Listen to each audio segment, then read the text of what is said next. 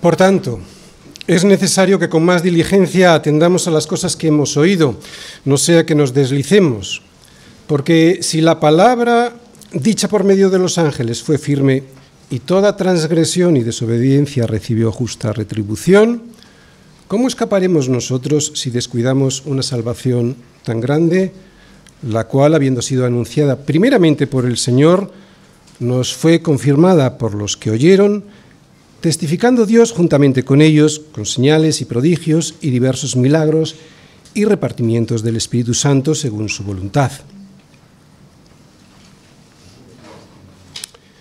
Los destinatarios de este escrito estaban tentados a abandonar su fe en el Señor Jesucristo.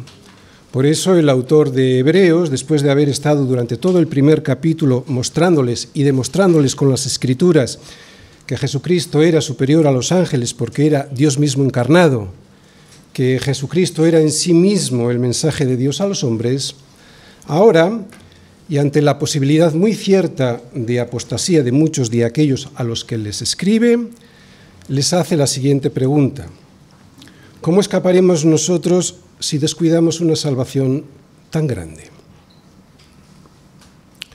¿Estás seguro de tu salvación? Tenemos una salvación muy grande.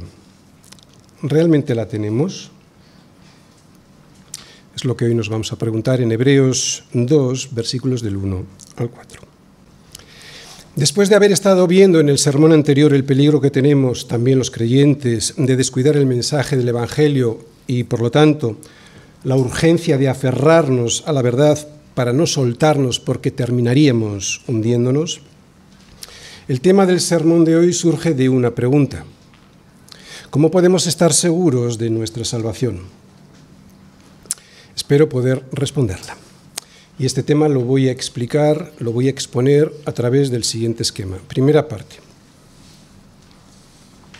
¿qué hay detrás de las advertencias de Hebreos?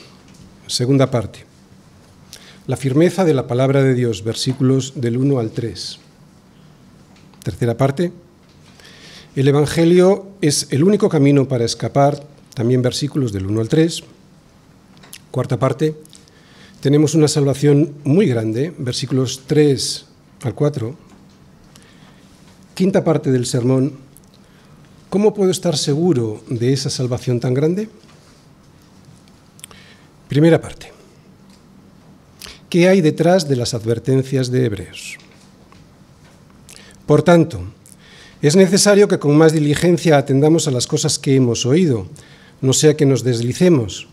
Porque si la palabra dicha por medio de los ángeles fue firme y toda transgresión y desobediencia recibió justa retribución, ¿cómo escaparemos nosotros si descuidamos una salvación tan grande? La idea, la imagen que está detrás de casi toda esta carta, algo que se ve muy claramente en los capítulos 3 y 4, pero sin duda también se aprecia en estos versículos del capítulo 2, es la experiencia vivida por el pueblo de Israel en el éxodo que tienen que emprender desde Egipto hasta la tierra prometida, pasando por el desierto. ¿Cuál es esta experiencia? Parece evidente que todos los que salieron de Egipto creían en Dios. Todos habían visto 10 enormes milagros de Dios con las 10 plagas que cayeron sobre los egipcios. Seguro que ninguno dudaba del poder de Dios después de haber visto lo que vieron, que ninguno dudaba de que Dios estaba con ellos al ver cómo les libró de la opresión de Egipto, al ver que al final Faraón les dejaba marchar, humillado y derrotado por el poder de Dios. Por lo tanto, podemos pensar que todos los que salieron de Egipto creían en Dios. Es más, si les hubiésemos preguntado si creían en Dios, se hubiesen ofendido con solo la pregunta. Claro que creemos en Dios. ¿No has visto lo que ha hecho entre nosotros? ¿No has visto cómo nos acompañó desde que salimos?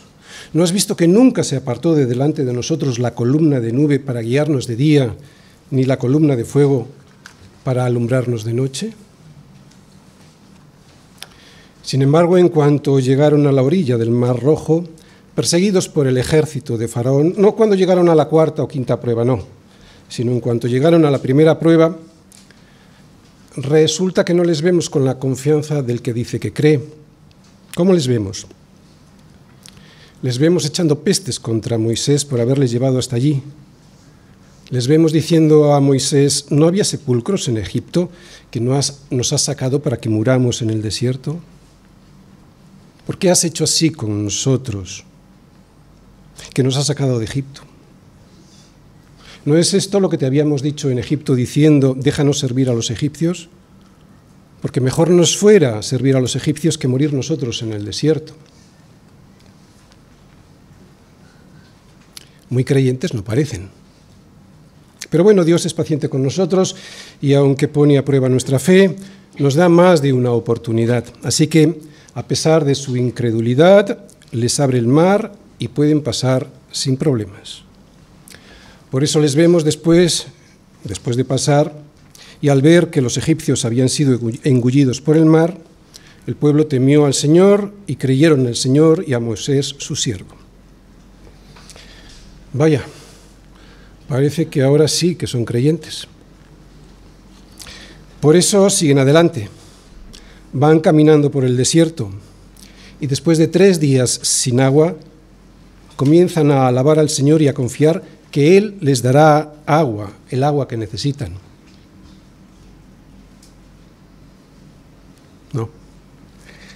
No hicieron eso.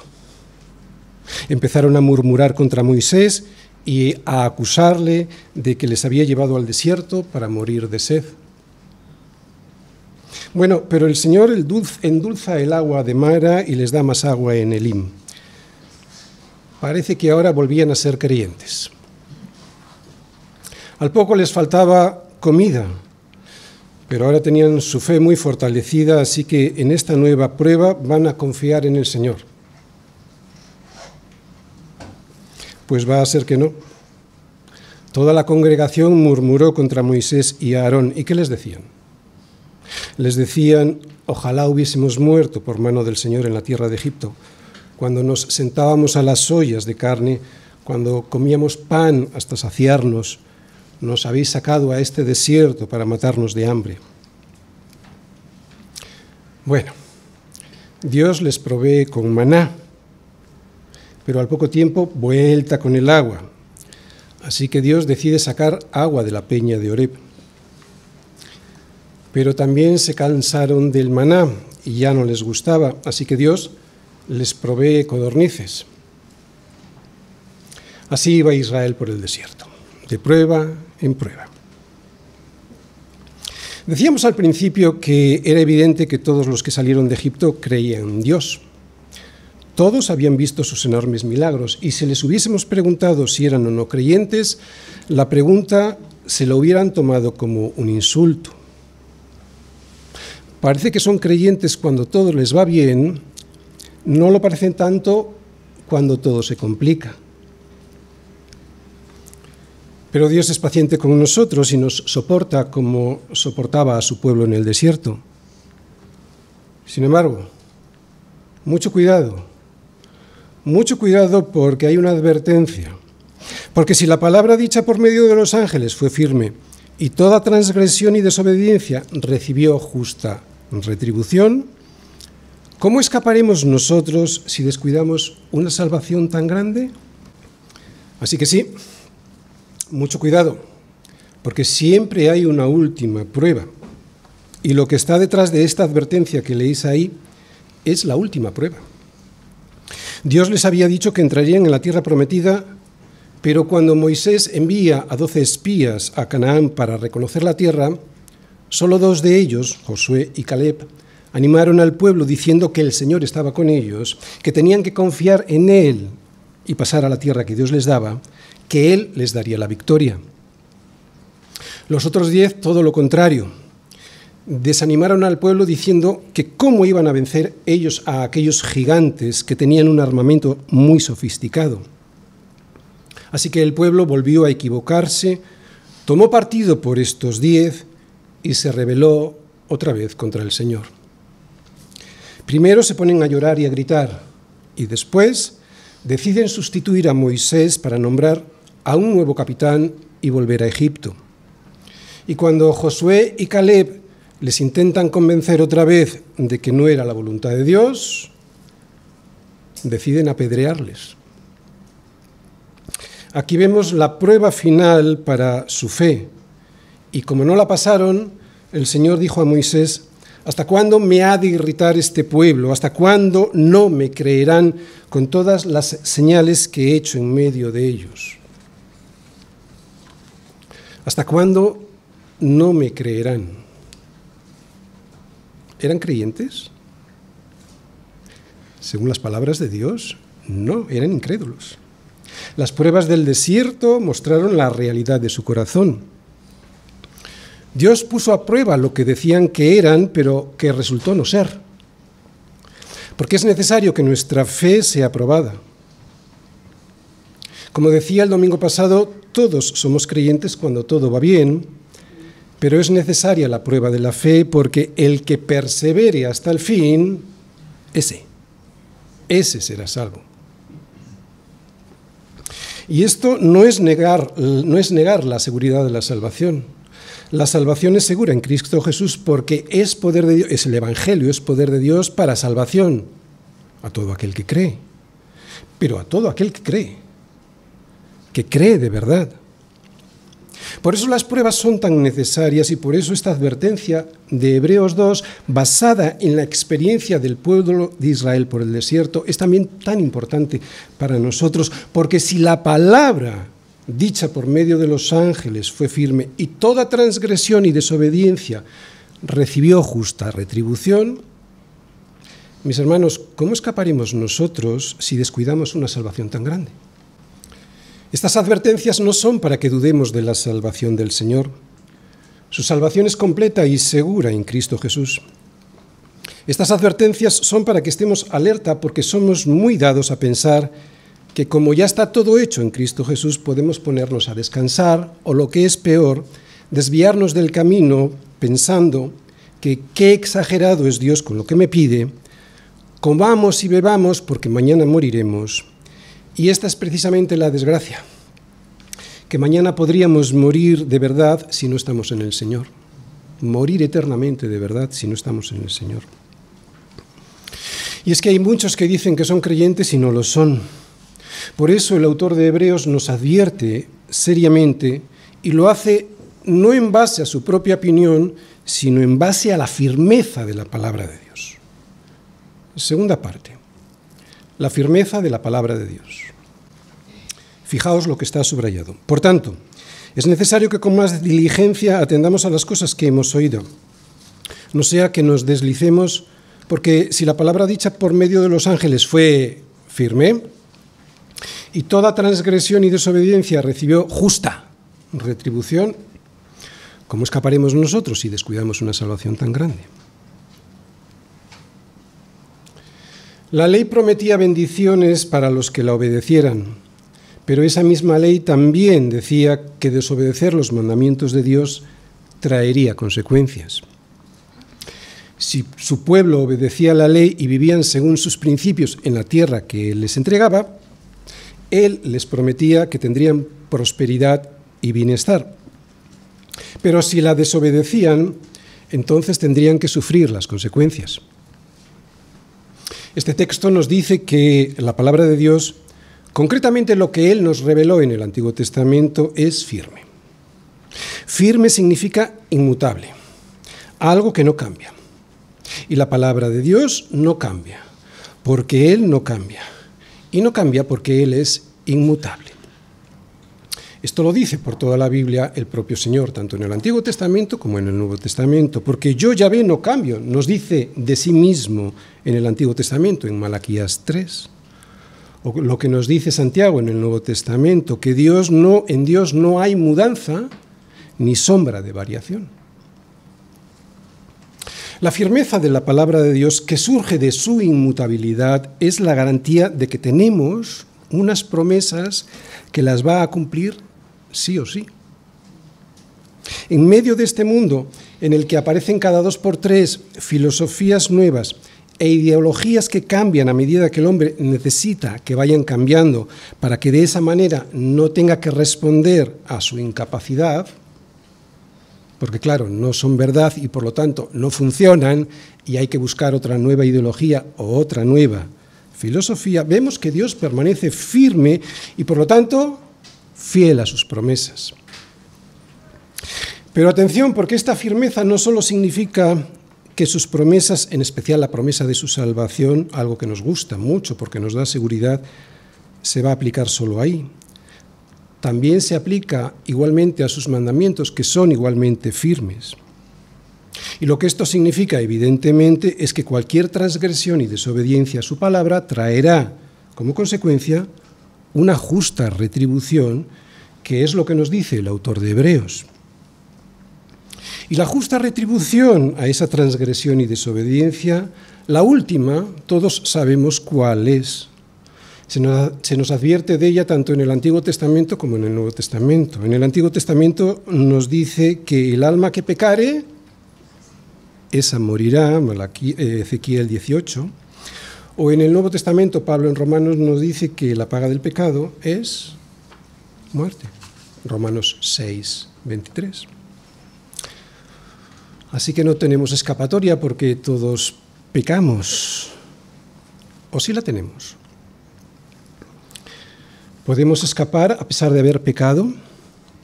Porque aquí el autor de Hebreos nos dice que, o parece que dice que cuando el pueblo cometía una transgresión o desobediencia, Dios siempre enviaba una justa retribución a esa transgresión o desobediencia. Vamos a explicarlo.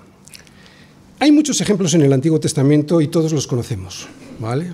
Porque hemos leído y vemos cómo Dios aplica su justa retribución. Pero también en el Nuevo Testamento, en los que vemos que Dios cumplía exactamente lo que prometía si alguien desobedecía sus leyes y sus normas.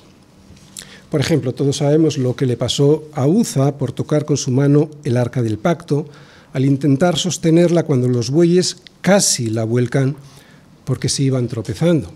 El arca iba en un carromato, los bueyes iban tropezando, el arca parecía que iba a caer y Uza toca el arca para que no se caiga.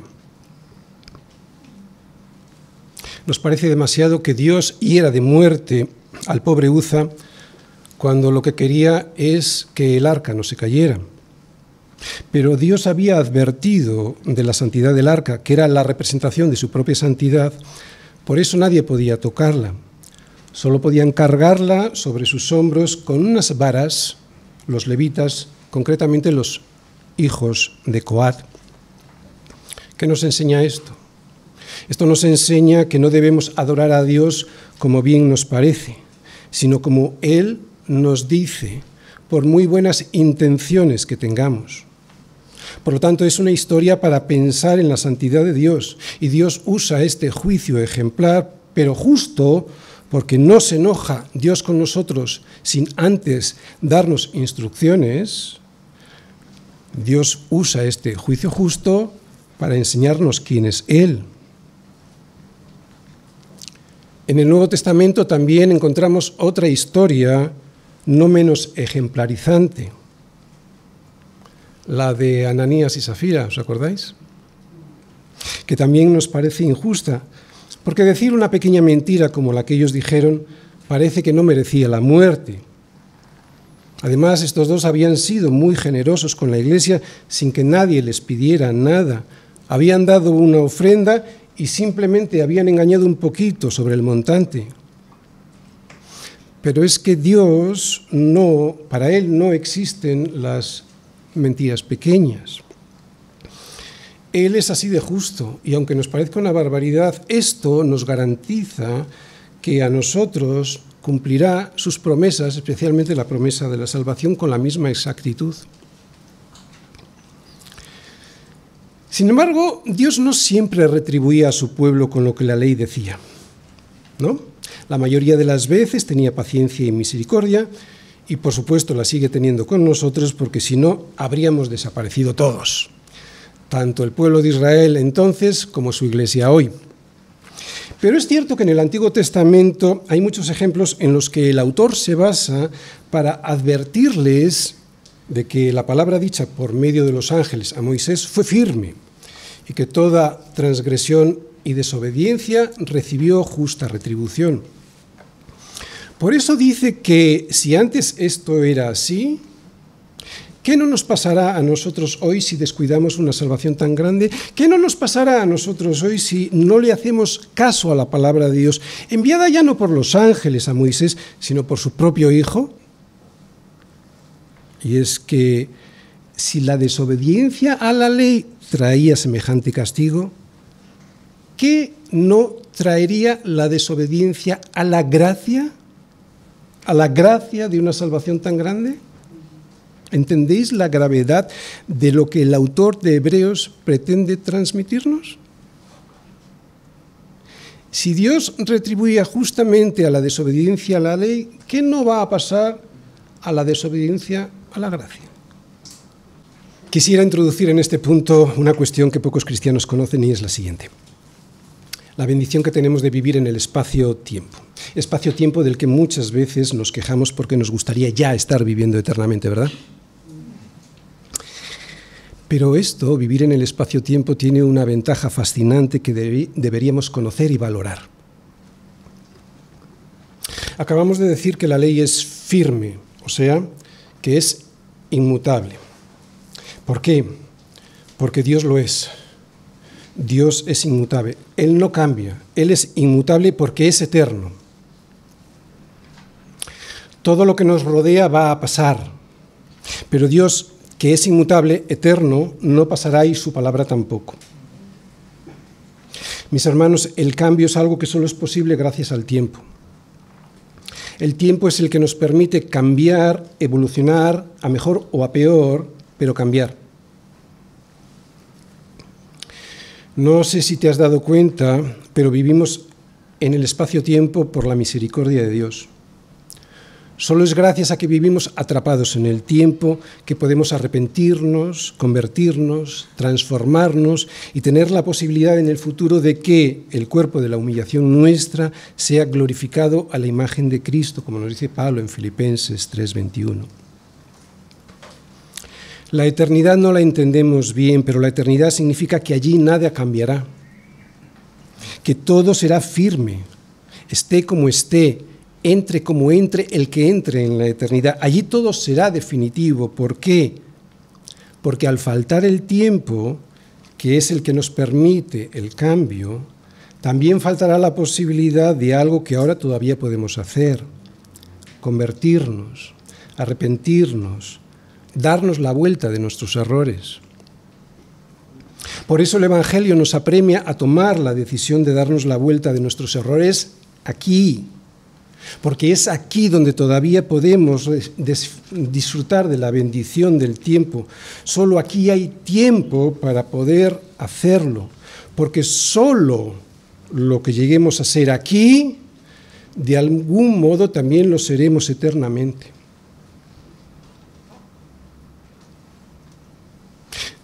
Fíjate cómo lo dice Pablo.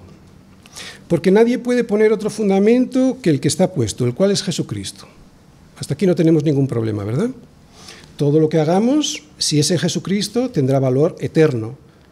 Por muy buenas obras que hagamos, si no estamos en Jesucristo, no serán válidas para el Señor. ¿Sí? ¿Estamos de acuerdo? Otra vez. Porque nadie puede poner otro fundamento que el que está puesto, el cual es Jesucristo. Para nosotros.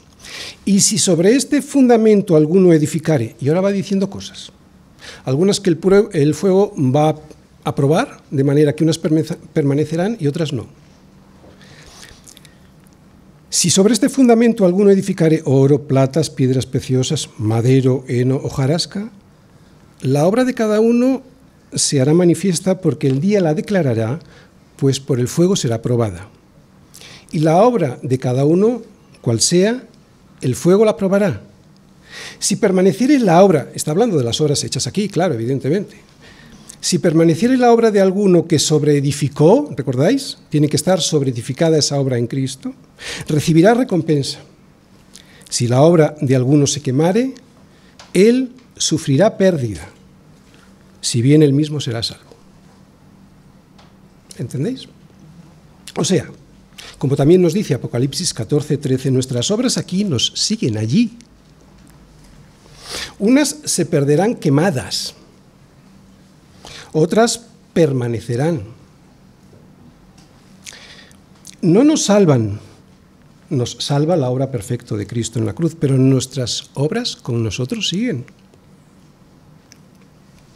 Por eso te interesa servir al Señor y trabajar para la eternidad.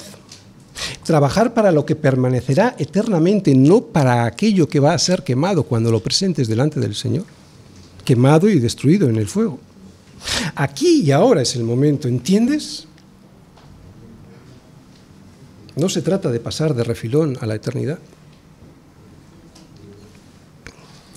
La fidelidad de Dios, que se manifiesta en la firmeza de su palabra, para nosotros que creemos en Jesucristo es sublime. Es sublime porque esa firmeza, esa fidelidad nos garantiza el perdón aquí antes de entrar en la eternidad en la que no podremos cambiar, porque allí ya todo permanece estable y si entras pecador, permaneces condenado por toda la eternidad, ya no hay posibilidad de que el tiempo te dé la oportunidad de cambiar. Así que aprovecha este espacio de tiempo que todavía tienes aquí, porque aquí todavía existe el tiempo que te permite cambiar. Es un tiempo que nos permite a todos, a los incrédulos, pasar de muerte a vida y a los creyentes para construir cosas eternas que permanezcan eternamente. Todavía tenemos tiempo que nos permite cambiar la condición de condenado por la de redimido por Dios. Hoy todavía tienes tiempo, pues, para arrepentirte de tus pecados y poder convertirte. ¿Hay, pues, alguna posibilidad de escapar de a su justa retribución? Sí, a través del Evangelio, en el Evangelio, pero aquí y ahora. Es el único camino para escapar. Tercera parte. El Evangelio es el único camino para escapar. Por tanto, es necesario que con más diligencia atendamos a las cosas que hemos oído. No sea que nos deslicemos, porque si la palabra dicha por medio de los ángeles fue firme y toda transgresión y desobediencia recibió justa retribución, ¿cómo escaparemos nosotros si descuidamos una salvación tan grande? ¿Cómo escaparemos nosotros si descuidamos una salvación tan grande? ¿Escapar de qué si yo he creído y estoy comprometido como iglesia? Bien, creo que eso lo podríamos afirmar bastantes, si no todos, aquí. Es relativamente fácil aceptar el Evangelio y pensar que estamos comprometidos con Cristo y con su iglesia, y sin embargo nunca haber estado en él y por lo tanto tampoco en su cuerpo, que es la iglesia, aunque físicamente estemos aquí. ¿Cómo hubieran reaccionado los judíos que salieron de Egipto si les hubiésemos preguntado si creían en Dios? Seguramente muy indignados. ¿Cómo que si creemos en Dios? Y sin embargo, muy pocos de los que salieron llegaron a la tierra prometida.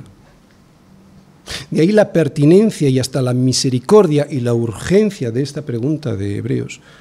¿Cómo escaparemos si descuidamos una salvación tan grande? Y aquí quiero hacer un inciso. Hay veces que me gustaría hablar con algunos, y como temo la respuesta, no lo hago. Me gustaría que cada vez que hablo con alguno, vieras en mis palabras misericordia y no juicio, por si acaso alguno piensa que está y no está. ¿Cómo podemos escapar? Aferrándonos a la tabla de salvación que es Jesucristo, pero aferrándonos de verdad. Y las pruebas que Dios permite y que nos manda son excelentes medios para saber si estamos aferrados realmente a Jesucristo o no. Así que no desprecies las pruebas porque son las que prueban, valga la redundancia, nuestra fe. No hay escapatoria posible si no es en Jesucristo. El Evangelio es el único camino de escape y necesitamos estar seguros de que estamos en Cristo. Qué pena haber pasado toda una vida pensando que estábamos y no estábamos, ¿verdad? Necesitamos estar seguros. Yo conozco a mucha gente y digo, qué pena. Están ahora deslizados, perdidos, se les ha escapado todo. Qué pena, tanto esfuerzo, tanta persecución, tantas pruebas. El Evangelio es el único camino para escapar. Para los incrédulos aceptándolo y para los creyentes perseverando en él. De todos los que salieron de Egipto, muy pocos llegaron y seguro que todos ellos se creían creyentes. Las pruebas del desierto tenían como misión fortalecer y confirmar su fe y fueron usadas por Dios para mostrarles cuán profunda era su incredulidad y de esa manera para que pudieran agarrarse más fuerte a Él. Pero no lo hicieron. De ahí la advertencia del autor de Hebreos. Pues bien, estas cosas les acontecieron como ejemplo y están escritas para amonestarnos a nosotros. Así que el que piensa estar firme, mire que no caiga. El libro a los Hebreos está escrito para que no descuidemos la salvación, por rechazarla desde el principio o por descuidarla, y tanto en un caso como en el otro, terminar en el infierno. Por eso es una salvación tan grande y por eso la urgencia de la pregunta ¿cómo escaparemos nosotros si la descuidamos? Porque yo creo que ya te has dado cuenta de lo siguiente, que nosotros, a pesar de que ya hemos escuchado la palabra de Dios más claramente a través de su Hijo que lo que habían escuchado los judíos a través de la ley, aunque la hemos escuchado más claramente porque tenemos más revelación, seguimos teniendo en común con ellos la predisposición al desánimo, a la murmuración, a la queja, a la apatía y la pereza, a la tentación, en definitiva, a la infidelidad. Debemos, pues, reconocer el peligro en nuestras vidas y decidirnos a aferrarnos a Cristo con todas las fuerzas que tengamos para poder salvarnos. Esto es perseverar. Debemos perseverar porque tenemos una salvación muy grande. No la podemos dejar escapar. Cuarta parte. Tenemos una salvación muy grande, la cual, habiendo sido anunciada primeramente por el Señor, nos fue confirmada por los que oyeron, testificando Dios juntamente con ellos, con señales y prodigios y diversos milagros y repartimientos del Espíritu Santo según su voluntad. ¿Por qué es tan grande nuestra salvación? Básicamente por dos razones, por los efectos que produce y por su origen. Por los efectos que produce. Porque es eterna, nos salva para siempre, porque nos salva de cosas terribles, de la ira de Dios, de la culpa, del pecado, de la esclavitud, de la muerte, del juicio y de su castigo eterno. En definitiva, nos salva de nosotros mismos. Es una salvación muy grande. También es grande por sus grandes bendiciones. Podemos entrar en la presencia de Dios. Tenemos una herencia eterna, una patria, una ciudadanía. Tenemos descanso. Mi hermano, tienes esperanza. Y esa gente no la tiene. También es grande porque nos transforma nuestro comportamiento. Y también es grande porque hay cosas que desconocemos y que van a suceder. Ahora somos hijos de Dios y aún no se ha manifestado lo que hemos de ser. No lo sabemos muy bien. Pero sabemos que cuando Él se manifieste seremos semejantes a Él porque le veremos tal como Él es. Por su origen. Nuestra salvación es grande porque nuestro Salvador también lo es. Y es muy grave abandonarlo porque nos fue comunicado primero por el Señor mismo, por el Hijo de Dios, segundo, confirmado por el Evangelio, por los que lo oyeron al Señor, o sea, los apóstoles, y tercero, porque esta palabra fue avalada por Dios mismo desde el cielo con señales y prodigios y diversos milagros y repartimientos del Espíritu. Y lo que esto significa, en este versículo que hemos leído ahí, es que todo el cielo se une para confirmar lo que los apóstoles nos han escrito sobre la palabra dicha por el Hijo de Dios a los hombres. Muy bien, pero aun siendo una salvación tan grande, todavía no es completa.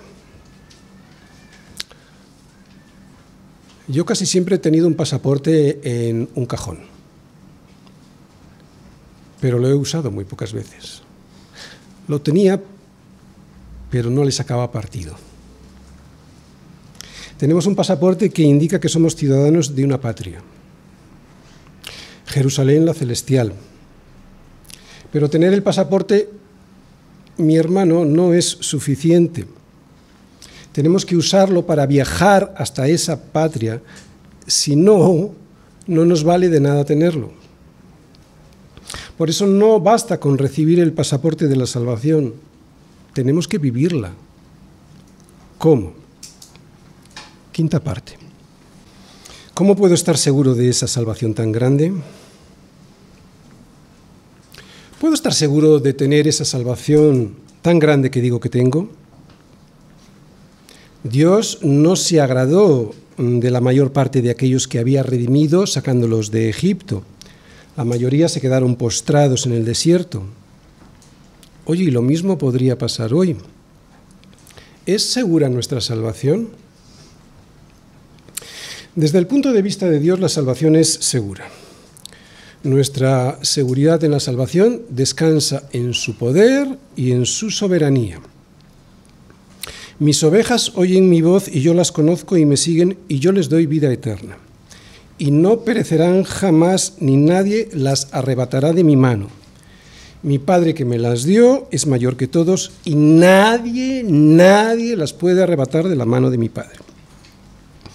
Esto es así desde la perspectiva de Dios, pero ¿cómo podemos saber nosotros si somos de esas ovejas a las que nadie arrebatará de la mano del Padre? Veamos lo que le dice Pablo a Timoteo cuando le explica el motivo por el que Himeneo y Fileto se desviaron de la verdad. Vamos a ir todos a 2 de Timoteo 2, versículo 19. Fijaros. Pero el fundamento de Dios está firme. Está hablando de la salvación. La salvación es firme teniendo este sello. Es como si fuese una moneda con dos caras. Conoce el Señor a los que son suyos y apártese de iniquidad todo aquel que invoca el nombre de Cristo. Si os fijáis, seguid con ese versículo ahí. Si os fijáis, la seguridad de la salvación está clara para Dios. ¿Qué dice lo primero? Conoce el Señor a los que son suyos. A nosotros nos puede parecer que alguien es salvo cuando no lo es. Incluso desconcertarnos que alguien que parecía fuerte en el Señor termine abandonándole. Al Señor en absoluto le desconcierta. Conoce el Señor a los que son suyos. Esto desde la perspectiva de Dios. Desde nuestro lado, apártese de iniquidad todo aquel que invoca el nombre de Cristo. Por lo tanto, ¿quieres saber si eres salvo? Apártate de la iniquidad. Vive tu vida de manera santa, una vida de fe que produzca frutos de justicia y persevera en esa vida hasta el final. Esto es lo que le dice Pablo a Timoteo cuando éste se queda desconcertado al ver que dos líderes de la Iglesia se alejan de la verdad para establecer una secta que nada tiene que ver con lo enseñado por los apóstoles. Quien cree de verdad es salvo desde el primer instante de creer.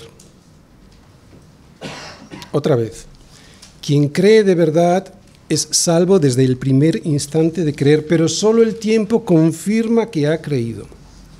O sea, si la fe va creciendo, fortaleciéndose y aumentando, entonces tienes una fe que salva. Por el contrario, si la fe disminuye, se tambalea y llega a desaparecer, es que nunca creímos, aunque las apariencias mostraran otra cosa. La fe que salva, en palabras de Pedro, y vamos todos a la segunda carta de Pedro, capítulo 1, versículos del 5 al 10. La fe que salva, en palabras de Pedro, sería así. Leemos. Añadid a vuestra fe virtud. A la virtud conocimiento, al conocimiento dominio propio, al dominio propio paciencia, a la paciencia piedad, a la piedad, afecto fraternal y al afecto fraternal, amor.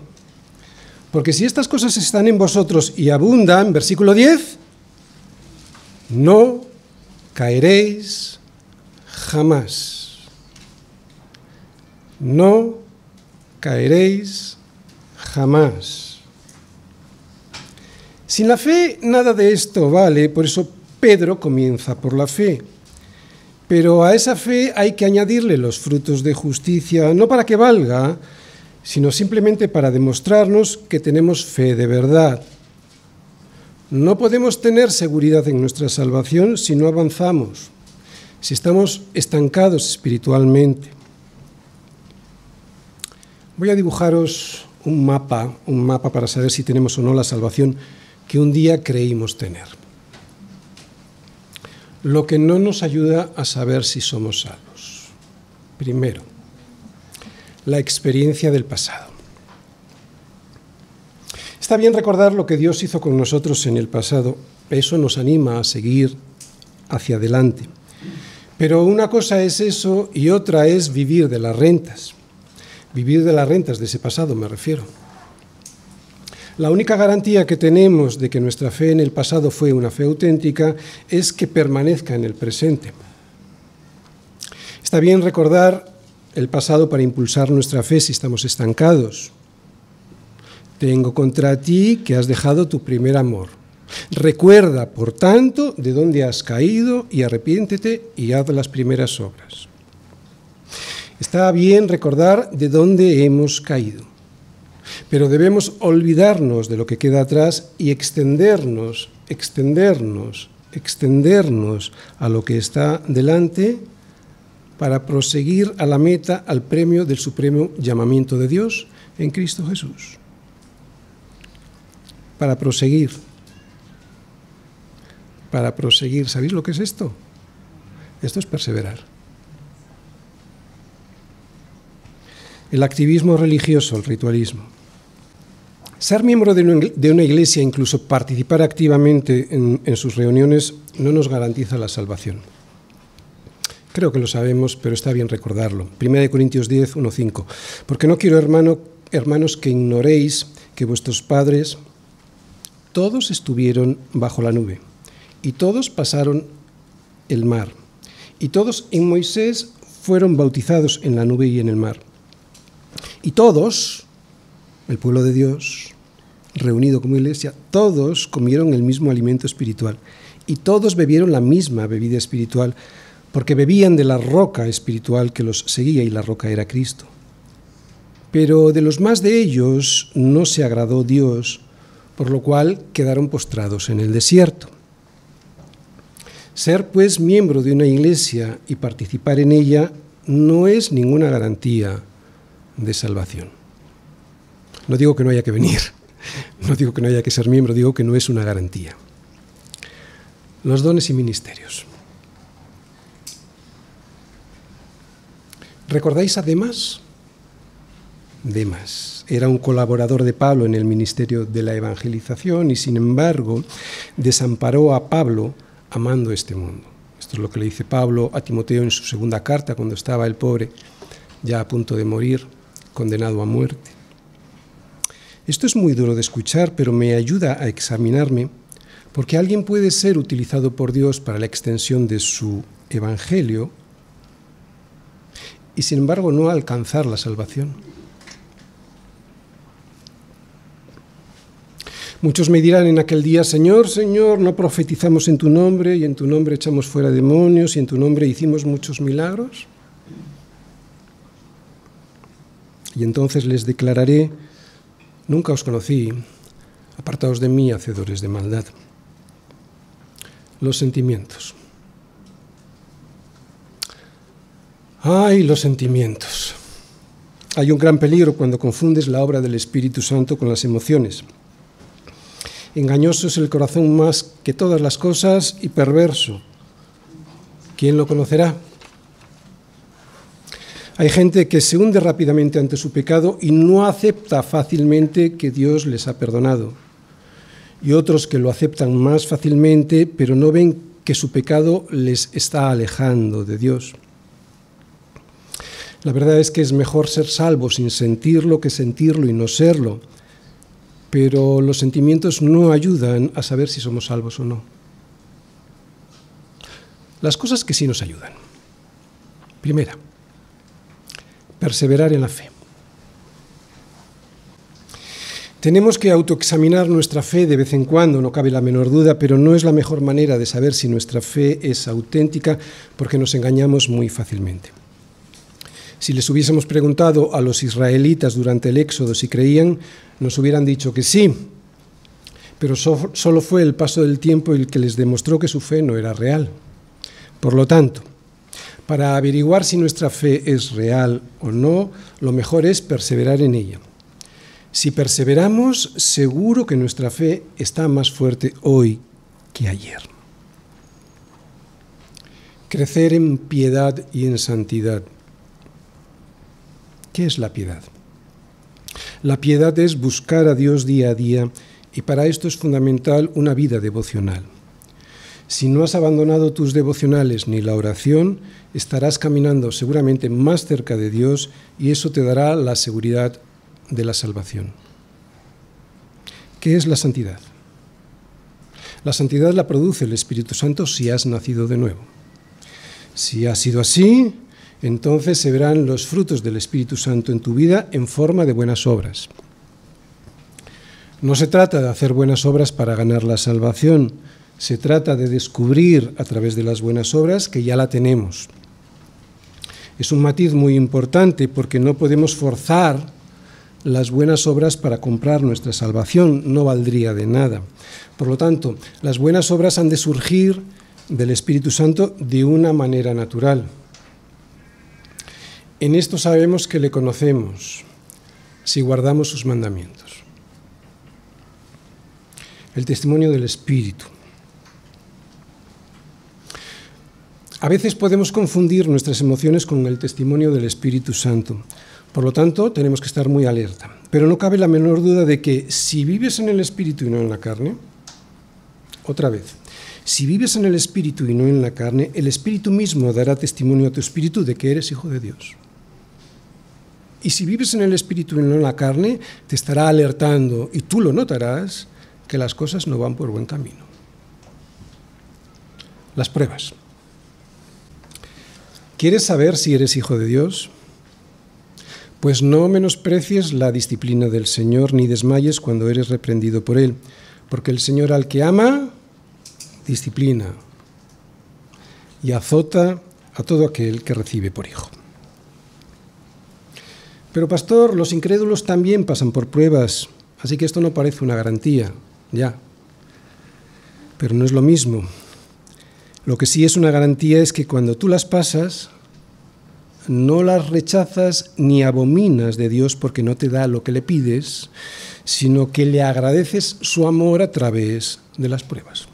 Ahí está la diferencia. El amor a los hermanos. El amor a los hermanos es otra prueba de que eres salvo.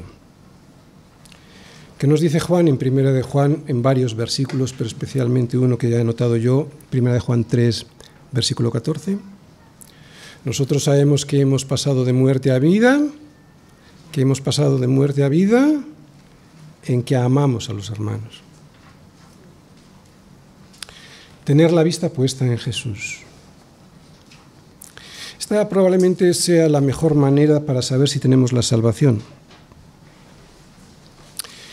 Si se levanta en el mar de tu vida una tempestad tan grande que las olas cubren tu barca y te asustas porque parece que Jesús está dormido y además no confías en que Él se levantará y reprenderá a los vientos y al mar para que se calmen, entonces es bastante posible que tu salvación no sea muy segura. Pero si tienes tu vista y confianza amarradas en Él, pase lo que pase, entonces es muy probable que tengas su salvación. Termino. Todos los judíos, todos los que salieron de Egipto, fueron rescatados por Dios a través de la sangre rociada en sus puertas. Todos fueron bautizados en el Mar Rojo y todos formaban parte del pueblo de Dios. Y sin embargo, la mayoría no entró en la tierra prometida, se quedaron en el desierto. ¿Perdieron la salvación? No. En realidad nunca la tuvieron. ¿Pero qué más da? ¿Qué más da? Lo importante para ti y para mí no son las disquisiciones teológicas. Lo importante es perseverar en la fe para que nunca lleguemos a deslizarnos y perder una salvación tan grande. Amén.